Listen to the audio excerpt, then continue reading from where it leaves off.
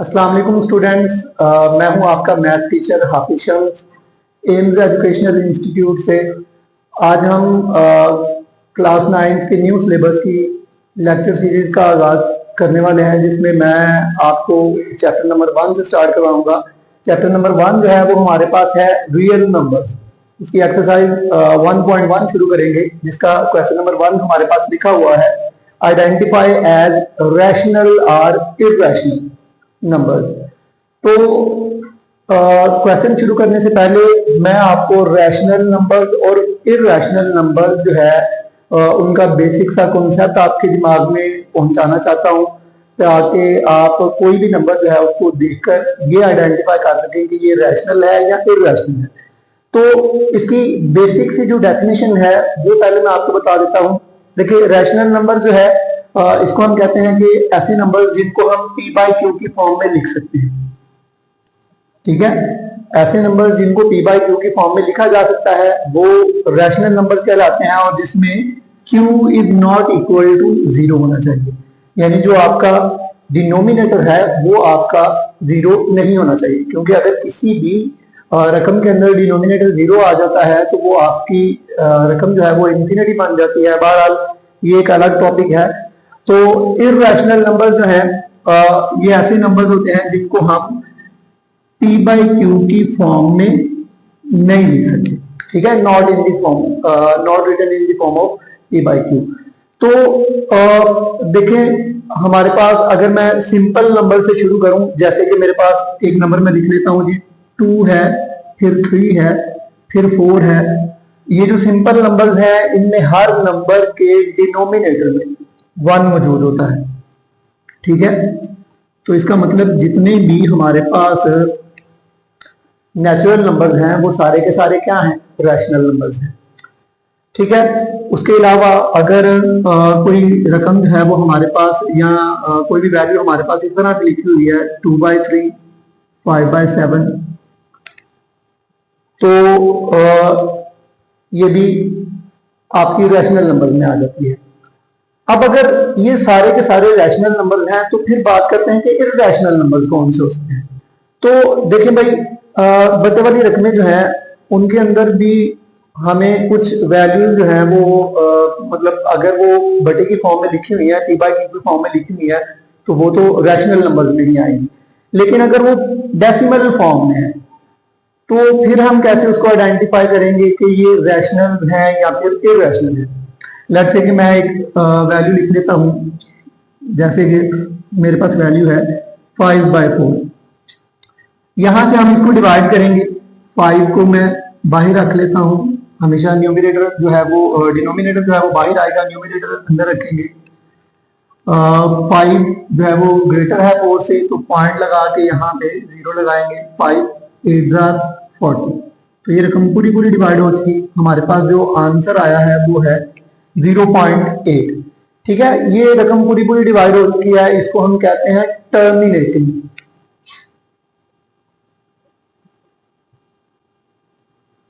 Terminating कहते हैं इसको, टर्मिनेटिंग फ्रैक्शन। उसके बाद फर्दर अगर मैं एक और वैल्यू लिखूं, जैसे कि है मेरे पास 1/9। ठीक है, इसको भी अगर हम डिवाइड करें तो 9 बड़ा है, 1 छोटा है, पॉइंट लगा के यहाँ पे 0 लगाएंगे। 9 1 9, माइनस करूंगा 1 बाकी बचेगा, पॉइंट ऑलरेडी मौजूद है, 0 लगा के फिर से 9 1 9।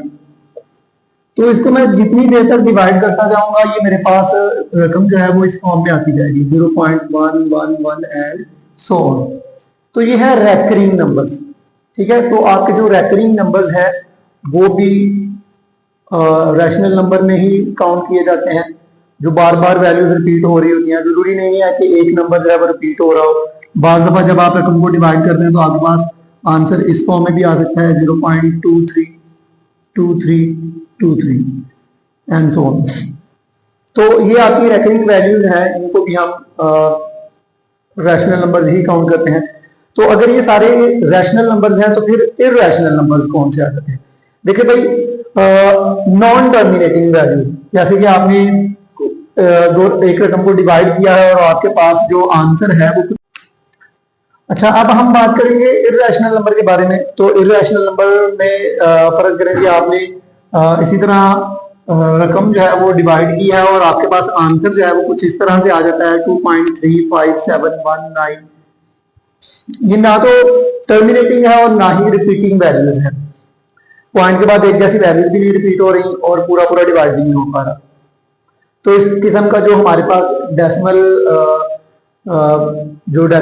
वैल्यू आएगी वो आपकी इर्रेशनल नंबर कहलाएगी। उसके बाद इर्रेशनल नंबर के अंदर कुछ जो सिंबॉलिक वैल्यूज हैं वो भी आ जाती हैं, जैसे कि ई है और पाई है। ये सिंबॉलिक वैल्यूज हैं, ये भी आपकी इरेशनल नंबर में फॉल करेंगी। पाई के अंदर एक एक्सेप्शनल केस है कि अगर पाई जो है वो आपका पाई की बजाय उसकी वैल्यू लिखी हो 22/7, ये आपकी रैशनल में फॉल करेगी लेकिन ये इरेशनल में आएगी। उसके बाद जो वैल्यूज रेडिकल के अंदर आ जाती हैं, जैसे कि √2 है, √3 है, √5 है, ठीक है। √4 जो है वो नहीं आएगा क्योंकि √4 जो है वो परफेक्ट स्क्वायर है। इसका स्क्वायर रूट अगर हम लें तो ये हमारे पास 2 आ जाता है, जो कि नेचुरल नंबर में फॉल करेगा और वो अगेन आपका क्या कहलाएगा, रैशनल नंबर कहलाएगा। तो आपकी बुक के अंदर जो क्वेश्चन नंबर 1 है उसमें डिफरेंट किस्म की वैल्यूज लिखी हुई हैं। जैसे क्वेश्चन नंबर 1 जो है वो आपके पास आई थिंक कुछ इस तरह से लिखा होगा 2.353535 एंड सो ऑन। तो ये आप देख सकते हैं पॉइंट के बाद जो वैल्यूज हैं ये शायद नहीं है, ये जो वैल्यू है पॉइंट के बाद वो रिपीट हो रही है। तो ये आपकी रेकरिंग वैल्यू है, रेकरिंग तो नहीं कहेंगे इसको, रिपीटिंग वैल्यू जो है वो आ रही है आपके पास। तो ये भी आपका रैशनल नंबर कहलाएगा। उसके बाद पार्ट नंबर 2 जो है वो है 0.6 का बार है। ये जो बार है, बार वाली वैल्यू होती है, इसको हम बोलते हैं रेकरिंग नंबर बोलते हैं। इसमें पॉइंट के बाद जो वैल्यू है वो बार बार रिपीट हो रही होती है, जैसे 0.666 एंड सो ऑन, जितना चाहे हम इसको लिख सकते हैं। तो ये भी आपकी रैशनल नंबर में फॉल करेगी।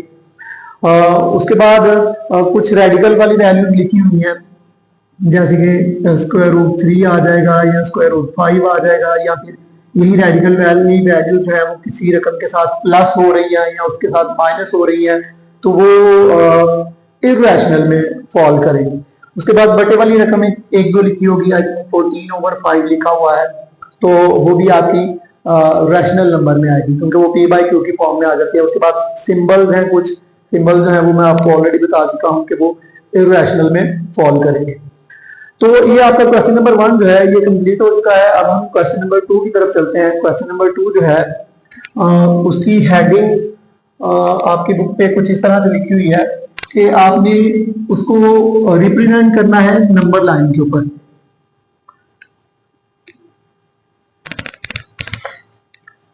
क्वेश्चन नंबर 2 है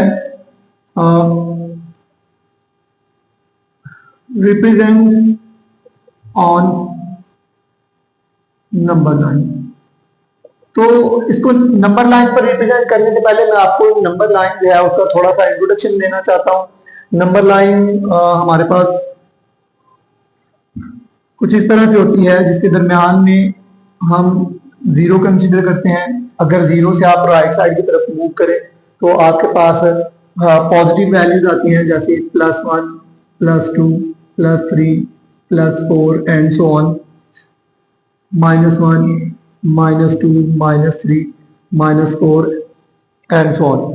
जितनी वैल्यू चाहे हम इस पर ड्रॉ कर सकते हैं, वो डिपेंड करता है क्वेश्चन के अंदर। अब आपके क्वेश्चन नंबर 2 के अंदर जो पार्ट्स हैं उनमें कुछ रेडिकल वाली वैल्यूज हैं। रेडिकल वाली वैल्यूज हैं वो ज्योमेट्री की मदद से ड्रॉ की जा सकती है नंबर लाइन के ऊपर। उनका तरीकाकार मैं आपको बताऊंगा। पहले हम सिंपल नंबर्स जो हैं उनको सीख लेते हैं कि वो किस तरह से हम नंबर लाइन के ऊपर ड्रॉ करेंगे।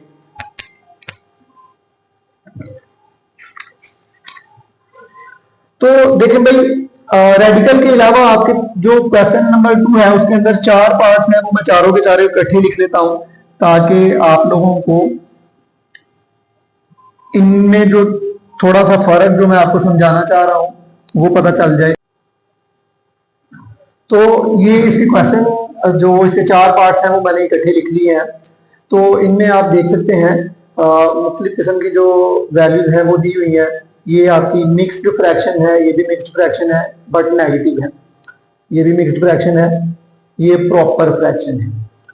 तो इन तीनों का मेथड जो है ये सेम है मिक्स्ड फ्रैक्शन का, और जो प्रॉपर फ्रैक्शन है वो थोड़ा सा चेंज है इसे। पहले मैं प्रॉपर फ्रैक्शन जो है इसको ड्रॉ करके दिखाऊंगा आपको। देखें भाई, नंबर लाइन हम यहाँ पे ड्रॉ करेंगे। मैंने आपको बताया कि जितनी वैल्यू चाहे हम इस पर ड्रॉ कर सकते हैं। मैं यहाँ पे दरमियान में 0 ले लेता हूँ, इस तरफ +1 और इस तरफ +2, इस साइड में -1 और -2। अब जो प्रॉपर फ्रैक्शन होगी वो आपने एक बात याद रखनी है, वो हमेशा 0 से +1 के दरमियान बनेगी, 0 से +1 के दरमियान। और अगर नेगेटिव होगी, फर्ज करें यहाँ पे माइनस का साइन आ जाता है, तो फिर वो 0 से -1 के दरमियान बनेगी हमेशा।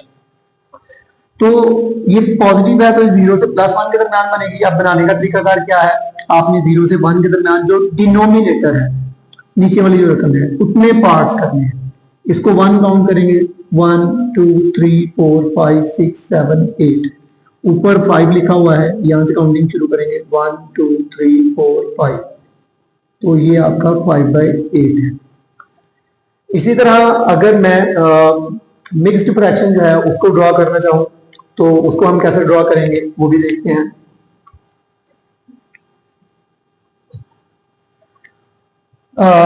इसका जो ये वाला क्वेश्चन है पार्ट नंबर 3, ये मैं आपको ड्रॉ करके दिखाता हूं। यहाँ पे दरमियान में हम 0 ले लेते हैं, राइट साइड पे चलेंगे तो पॉजिटिव नंबर होंगे। शुरू में देखो भाई क्या लिखा हुआ है, 4। इससे हमने कोई 2 डिजिट ज्यादा ही ड्रॉ करने हैं। 4 है तो मैं 6 तक ड्रॉ कर लेता हूं, +1 +2 +3 +4 +5 और +6। लेफ्ट साइड पे इतने ही नेगेटिव नंबर हम ड्रॉ कर लेंगे, -1 -2 -3 -4 -5 और -6। अब इस क्वेश्चन के अंदर जो डिनोमिनेटर है वो 3 है, ठीक है, डिनोमिनेटर 3 है और न्यूमरेटर जो है वो 1 है। डिनोमिनेटर 3 पार्ट्स करने हैं। किससे शुरू करना है, ये जो शुरू में रकम लिखी हुई है वहां से शुरू करेंगे, +4। ये -4 है और ये +4 है, यहां से आगे 3 पार्ट्स करेंगे, 1 2 3। ऊपर 1 लिखा हुआ है तो ये रहा 1, ये आपका 4 1/3 आ जाएगा। इसी तरह अगर हम पार्ट नंबर 6 को देखें तो 2 3/4 है, तो उसको भी हम 2 और 2 से शुरू करेंगे, 3 के दरमियान बनाएंगे, 4 पार्ट्स करेंगे और 3 वाला पार्ट जो है वो आपका नंबर लाइन पर उसको रिप्रेजेंट कर देंगे। अब रही बात नेगेटिव की, उसके लिए भी आपने अलग नंबर लाइन बनानी है। मैं इसी पर ड्रॉ कर देता हूँ। तो एक नंबर लाइन के ऊपर सिर्फ एक ही पॉइंट आप ड्रॉ कर सकते हैं, एक से ज्यादा नहीं ड्रॉ कर सकते। मैं जस्ट आपको समझाने के लिए एक लाइन के ऊपर जो है वो नेगेटिव नंबर भी ड्रॉ कर देता हूं। तो -2 लिखा हुआ है, ये रहा -2, 1/7। डिनोमिनेटर में 7 है तो 7 पार्ट्स करेंगे, -2 से -3 के दरमियान। ये 1 है, 2 3 4 5 6 और 7। ऊपर 1 लिखा हुआ है तो ये 1 वाला जो है ये आपका -2 1/7 आ जाएगा। तो इस तरीके से आपने जो नंबर्स हैं उनको रिप्रेजेंट कर लेना है नंबर लाइन के ऊपर। अब रही बात जो रेडिकल वाली वैल्यूज हैं उनको किस तरीके से रिप्रेजेंट किया जाता है नंबर लाइन के ऊपर, तो उसके लिए मेरे पास जो व्हाइट बोर्ड पर इस्तेमाल होने वाली ज्योमेट्री है वो मौजूद नहीं है। तो मैं आपको वैसे बाय हैंड बता देता हूँ तरीकाकार। आपने जब भी उसको ड्रॉ करना है वो ज्योमेट्री की मदद से ही ड्रॉ करना है। तो देखें, क्वेश्चन है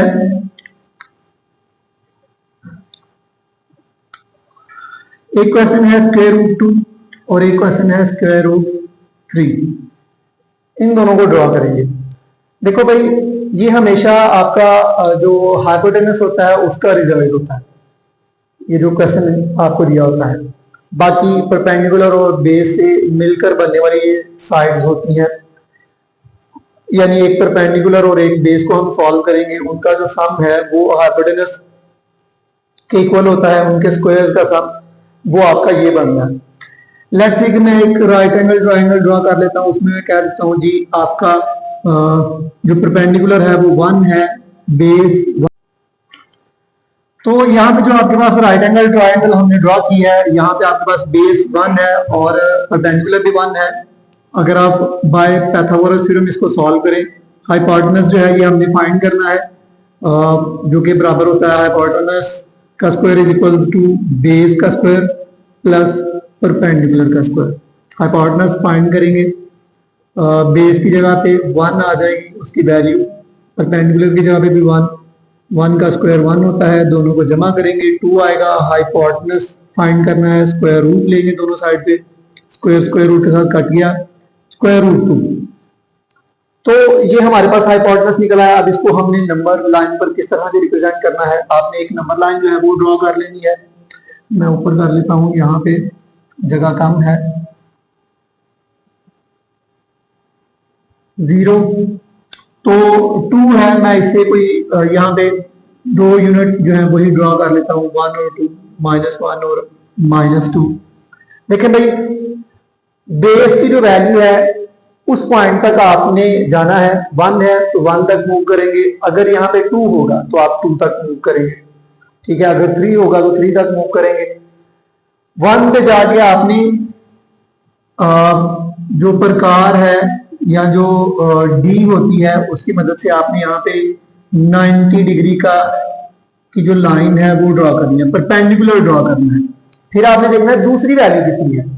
दूसरी वैल्यू आपके पास 1 है, यहां पे भी आपने प्रकार की मदद से इस 1 पे रख के इस तरह से एक आर्क ड्रॉ करनी है जो इस परपेंडिकुलर को कट करेगी। जहां पे उसने कट किया होगा उसको इस 0 के साथ मिला देंगे, ठीक है। तो ये जो आपका हाइपोटेनस बन रहा है ये आपका स्क्वायर रूट 2 होगा। फिर आपने क्या करना है, यहाँ पे प्रकार रख के इस पॉइंट से इस तरह से एक आर्क जो है वो ड्रॉ कर देंगे। वो कुछ इस तरह से ड्रॉ होगी तो ये आपका स्क्वायर रूट 2 निकल आएगा, ठीक है। तो इसी से मैं आपको स्क्वायर रूट 3 जो है वो भी एक्सप्लेन कर देता हूं। अब की बार जो आपके पास राइट एंगल ट्रायंगल बनेगी उसमें एक साइड जो है वो आपकी 1 होगी और एक साइड जो है वो स्क्वायर रूट 2 होगी, ठीक है। फिर उस पर जब हम पाइथागोरस थ्योरम लगाएंगे तो ये हमारे पास बन जाएगा 1 का स्क्वायर प्लस स्क्वायर रूट 2 का स्क्वायर। 1 का स्क्वायर जो है ये 1 है, इसका स्क्वायर स्क्वायर रूट के साथ कट जाएगा तो ये 2 आ जाएगा, दोनों जमा होकर 3 बन जाएंगे। हाइपोटेनस का स्क्वायर है तो स्क्वायर रूट लेंगे, तो हाइपोटेनस हमारे पास कितना निकलाएगा, स्क्वायर रूट 3। अब हम स्क्वायर रूट 3 को ड्रॉ करेंगे।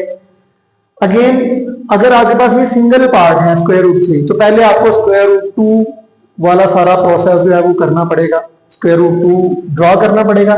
फिर जब आपके पास स्क्वायर रूट 2 ड्रॉ हो जाएगा तो आपने इसको एज अ बेस कंसीडर करना है। देखिए भाई, जब तक यहाँ पे एंगल मेंशन नहीं होगा तो आप किसी को भी बेस और किसी को भी परपेंडिकुलर कह सकते हो। जब आपके पास यहाँ पे एंगल मौजूद हो तो फिर उसके लिहाज से आप परपेंडिकुलर और बेस फिक्स हो जाती हैं। यहाँ पे क्योंकि एंगल मेंशन नहीं किया हुआ हमने कोई नहीं, तो हम इसको या इसको किसी को भी बेस या परपेंडिकुलर कह सकते हैं। तो इसको अगर हम बेस कंसीडर करें तो ये स्क्वायर रूट 2 है, बाकी हमारे पास क्या बचेगा 1। तो आपने इस पॉइंट पर परपेंडिकुलर ड्रॉ करना है, 1 सेंटीमीटर प्रकार बोल के इसको कट करना है। जिस पॉइंट पे ये कट हो रहा है उसको आपने 0 के साथ इस तरह से मिला देना है। ये इसका हाइपोटेनस आएगा जो कि स्क्वायर रूट 3 कहलाएगा। अब आपको इसको नंबर लाइन पर रिप्रेजेंट करना है, प्रकार जो है वो यहाँ पे रख के जब आप ड्रॉ करोगे तो आपके पास कुछ इस तरह से स्क्वायर रूट 3 जो है वो ड्रॉ हो जाएगा। तो ये रेडिकल को ड्रॉ करने का तरीकाकार है। इसके अलावा एग्जांपल में आपके पास आपकी बुक पे स्क्वायर रूट 5 भी मौजूद है, वो भी सेम इसी तरह से ही होगा। उसमें जो है वो आपके पास वैल्यूज एक 2 आएगी और एक 1 आएगी। 2 का स्क्वायर जो है वो 4 बनेगा, 1 का स्क्वायर 1 और वो जमा होकर 5 बनेंगे। फिर इसी तरह आप 2 यूनिट पे जो है वो ड्रॉ करेंगे, परपेंडिकुलर ड्रॉ करेंगे, फिर उसको कट करेंगे। आगे का तरीकाकार बिल्कुल सेम इसी मेथड से है। तो कल हम क्वेश्चन नंबर 3 स्टार्ट करेंगे इसका। अल्लाह हाफिज।